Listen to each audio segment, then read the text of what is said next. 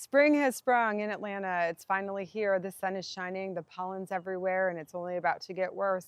But I will tell you that while these are all the budding signs of the new, winter's gone, the new is here, spring is here, it also is very reflective of the real estate market. We've had the winter and we've survived, and now it's come at full steam ahead. Like the blooms, like everything's blossoming, so is all of the selling. And the buyers are out and the sellers hopefully will be coming out. It is crazy. It is back to the wild, wild west again when we have multiple offers, lines of people looking, waiving contingencies, all kinds of craziness. And that has only been the past couple of weeks, but I will say that we're almost through with the first quarter, and it's a really strong positive vibe going into the second part of the year and the second quarter. I'm sorry. I'm like, this is what I mean. You have to edit me to death. So first quarter results, I will say that we were really getting up there. Our inventory was starting to grow, and we were over 500 for a little bit, a couple weeks towards the end of the year of 2024 into January of 2025. And then all of a sudden, homes started selling. So they were selling quickly, they were coming off market, new homes weren't. And then all of a sudden our inventory plunged to about 300, 350, which was getting, a little bit scarce when you're talking about $0 to $10 million in the northern arc of Atlanta. We're talking Roswell, Alpharetta, Milton, and that little pocket. So that's really significantly down. And we've talked about this, the inventory was on the rise, interest rates were on the rise, everything was kind of settling in to be in this more balanced market. And now that's shifted, and now it's back to really the homes that are priced well, homes that are move-in ready, homes that may need some work, but not a ton of work, cosmetics, but the bones are good. They're selling really quickly, multiple offers, and people just can't get enough, and fast enough on the market.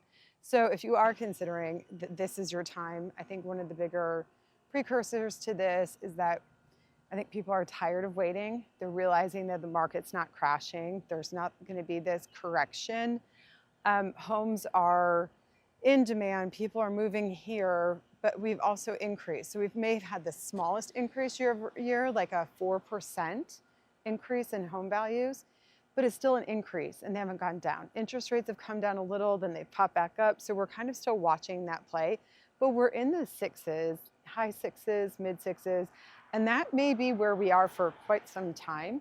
So I think that buyers are really just saying to themselves, we're not going to wait anymore because we're actually going to cost us more money. If we continue to appreciate year over year, it's going to continually be out of reach if we're waiting for something to go down, because nothing seems to be going down. The biggest draw now in terms of real estate is affordability, and that isn't going away anytime soon. I think groceries are higher than ever, and hopefully that'll change, but you never know.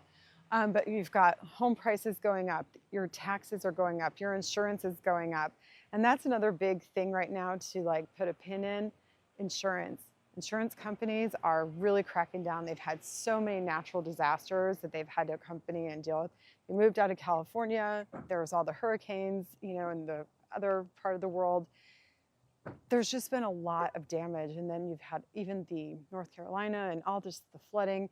There's been a significant amount of natural disasters that have really rocked the insurance companies' worlds. And they are trying to become solvent and fix their problems. But by doing that, across the board, it's not just your principal and interest that you need to be paying attention to. You really need to be paying attention to overall affordability, and that's your taxes and insurance. And for the first time in a long time, people are checking and realizing they're paying more for their insurance and their taxes than they are actually for their principal and interest when you're looking at a mortgage statement. So it's definitely something to consider when you're out there. In terms of, where is this market heading? I don't know that there's going to be a solution in the near future in terms of more homes need to be built. There's going to be, tariffs in place that could affect, potentially with lumber and different building materials. I don't know that the consumer confidence is 100% on par with building. So you have to look at that's how you create more inventory. So don't know how many new starts are coming out of the ground. But I do know that resale business is here, and there are plenty of people who are getting ready to get on the market. I've had more calls this week with people just saying we're not waiting anymore, we're going to go. So I think that it's exciting. It's a good sign that the market and people are feeling confident and that people are ready to take on, the challenges of going on the market and moving and all of those things, and certainly have a plan in place that can help you navigate that journey and that process. But I think that those are some key things that we have, indicators for the market that we have going forward right now. Pricing your home today is still extremely important. I know the market's crazy. I know that there's tons of buyers and sellers out there, but overpricing your home can obviously affect your showings, and it just doesn't look good. People are still turning those down.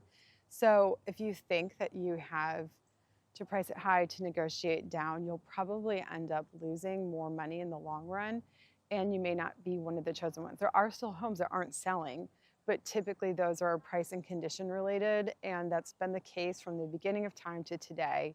If you're overpriced or underconditioned, you are not going to get top dollar. It just doesn't work ever. Not even today, never. So a little bit of a story. I had a client that I worked with, and it was one of these things where we had worked together for a while to find the perfect home. They found the perfect home. They closed a year later. They were apparently just itching to do something different, and they called me to say, hey, we want to do something different. Well, the market had softened, and it was a little bit, this is when interest rates were really kind of peaking. The buyer sentiment was really kind of waning, and it just wasn't really exciting at that point. People were definitely sitting on the home. I mean, we saw a dramatic decrease in sales from July of last year until really like January of this year, through January of this year, where people just weren't doing much of anything. It was a little bit like, it felt like it was pulling back, retracting. So during that time, I could see the signs coming, and I just thought, oh, you've been here a year. You want this big number, and I think your home is worth this big number. However, the timing probably isn't ideal for anybody. Well, they didn't like that, so they went ahead and listed with somebody who wasn't going to be honest with them. And it was just a note to everybody, like, I'm an honest person. I'm going to tell you. Not everyone's going to tell you the truth. It wouldn't have been a good fit because it would have caused them pain. It would have been painful on my end to drag through the whole process for as long as it did. But eventually, their house did sell. It took 9 months from the time they listed to the time they closed, 9 months. That's 9 months of being market show ready. That's 9 months of having a sign visibly in your yard. 9 months of saying, I'm still here, I'm still waiting, please pick me, what's wrong with me? And then they ended up selling for $200,000 less than what they listed for. If they would have waited and followed along with the tracking and knowing of the business and knowledge of the industry like I did, they would have gone on the market last month, been sold 30 days, gone on to the next life, whatever they wanted to do.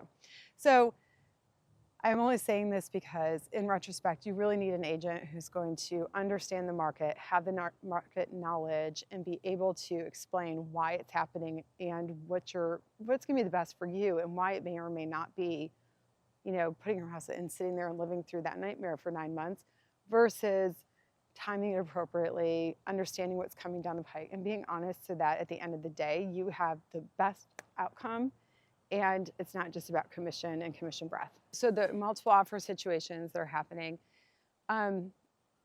temporary occupancy is now re-entering the idea. So for a minute, people really weren't, it kind of was going at it at full steam, like, here, we'll close now, you can live in the house and retain occupancy of the home until you find something. And if you have a loan in place, your lender will only let you do that for 59 days, up to 60 days. So you're really limited, but at least it gives the seller the cash in hand from their proceeds in order to go find another home and move in and close and do all those things. So it's beautiful, it makes sense on paper. However, then we kind of went the other way and took that away from the equation, and people really weren't comfortable because what if something were to happen and who's responsible? And there's a lot of other things that go into it. So that, the cautious side of it was removing that from the equation, and things were moving a little bit slower, so there really wasn't a need.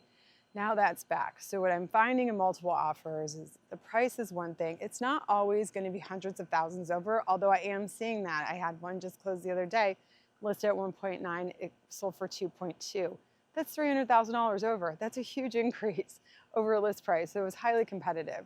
So that seller not only got a huge return, but then they also were able to make their terms the way they wanted them, meaning they needed time to move. They needed anything they could ask for it. So I'm seeing temporary occupancy. I'm seeing offers over list very quickly.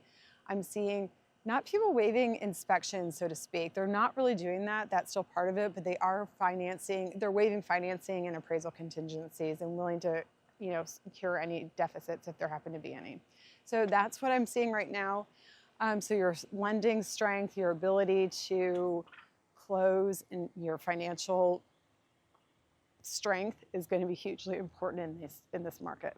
Making improvements right now. There are many different thoughts on this. So let me start by saying, if you have older systems, roofs that are 15 years old are getting tagged and flagged right now by insurance companies. So it's something to be well aware of.